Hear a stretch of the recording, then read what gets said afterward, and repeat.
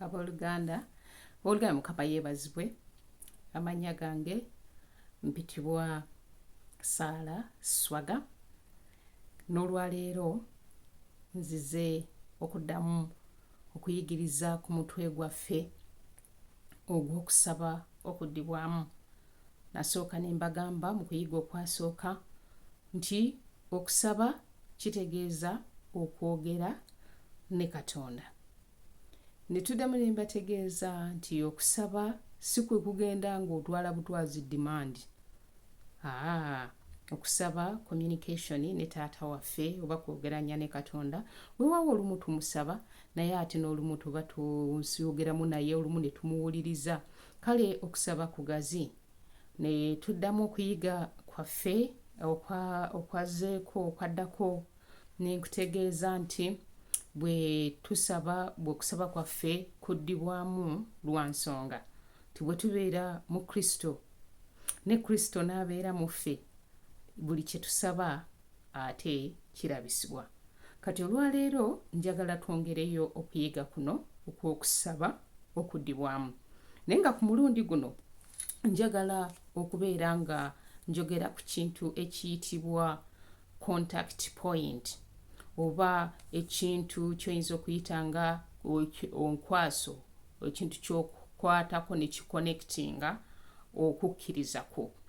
Contact point eno eyamba nnyo era kabonero ka kukkiriza. Weewaawo abantu abamu ate bamanyi okuva ku muwonya ate amaaso ne bagateeka ku contact point oba ku kintu kye banywerezaako okukkiriza.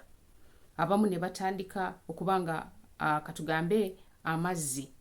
Oli mu kifo ky'okusinza Katonda ate n'abeera nga amazzi g'asinza amazzi gange.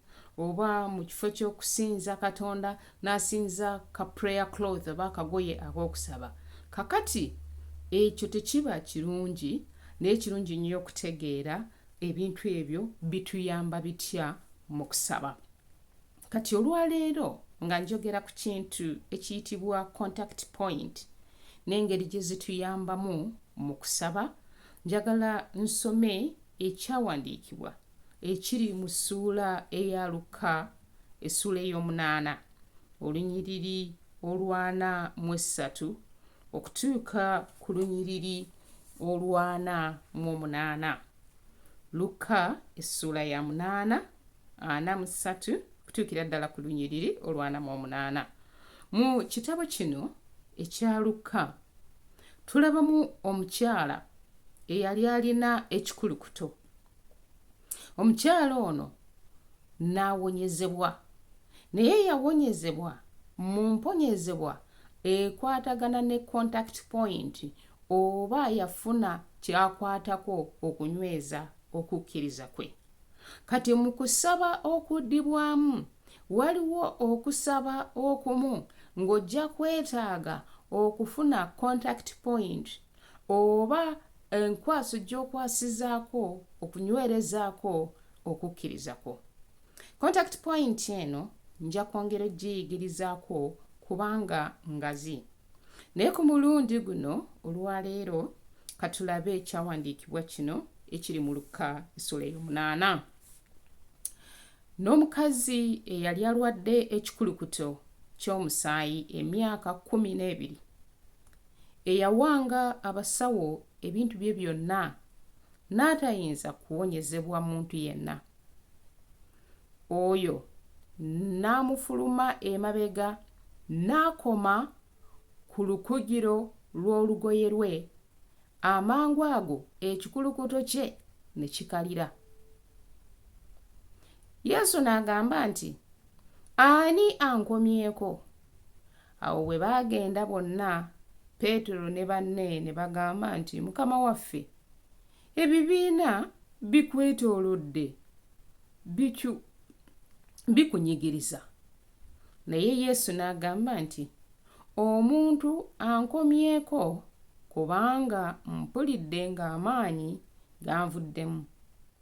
Awo omukazi oyo bwe yalaba nga takwekeddwa n'ajja ng'akankana, n'amufukaamirira n'amubuulira mu maaso g'abantu bonna ensonga bw'eri, omukomezzaako ne bwe yawonye amangu ago. N'amugamba nti, mwana wange, okukkiriza kwo kukuwonyezza, genda mirembe. Yesu n'amugamba nti, mwana wange, okukkiriza kwo kukuwonyezza, genda mirembe. Kati njagala tuddeyo eno omukyalo ono gye yatandikira. Omukyalo ono yali agenze mu basawo bonna ne bigaana. Nze nsuubira nti yagendako ne mu bakabona bamusabire oba n'asaba n'essaala ezize ne bigaana. Naye bwe yawulira nti waliwo omusajja Yesu, n'atambula. Wadde nga yali takkirizibwa kujja mu bantu, yali takkirizibwa kuvaayo okwegatta mu balala olw'embeera y'obulamu gye yayitangamu.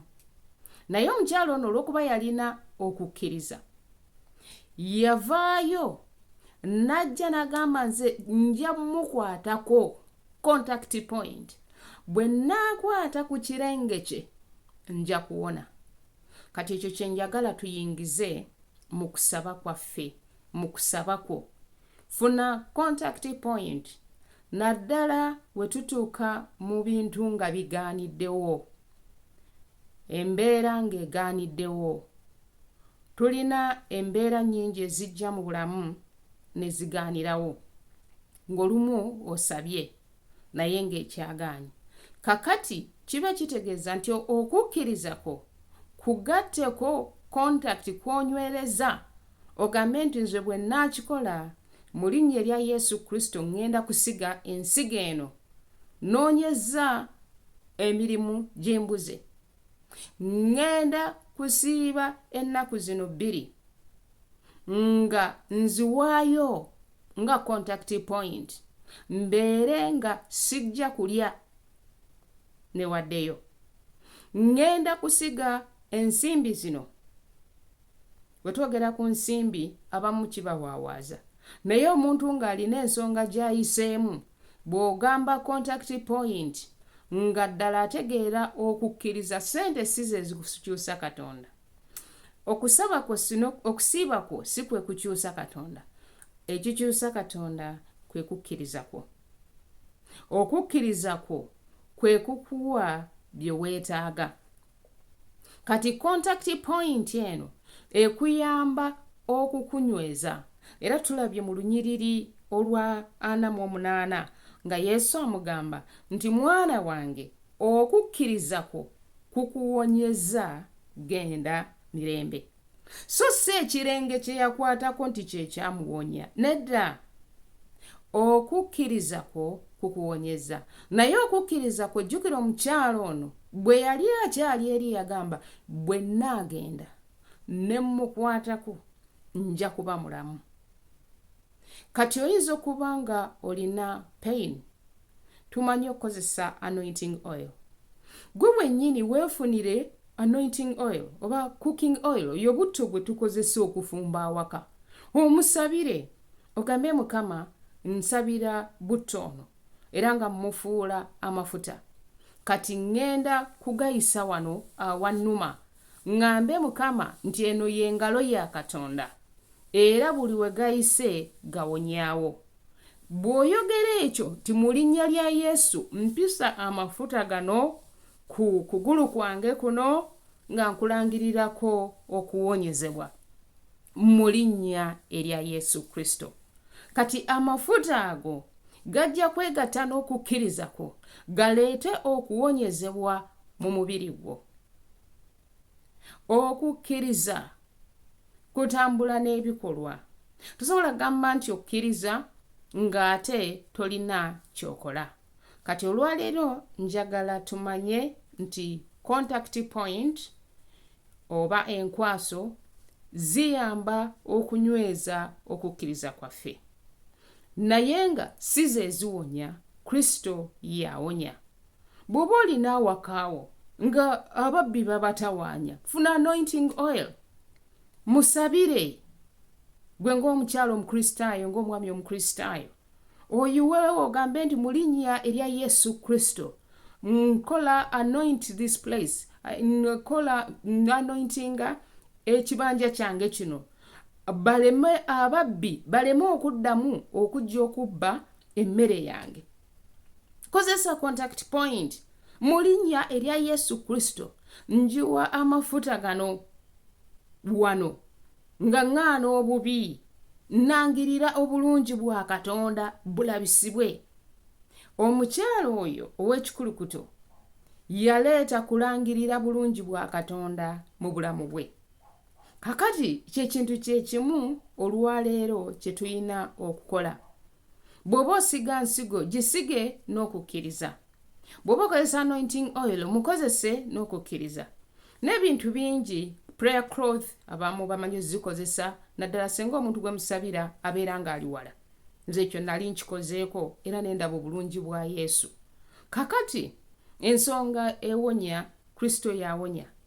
Contact point ekuyamba okunyweza okukkiriza kwo. Okukkiriza kwo kutambulira wamu n'ekyo Katonda kye yagamba.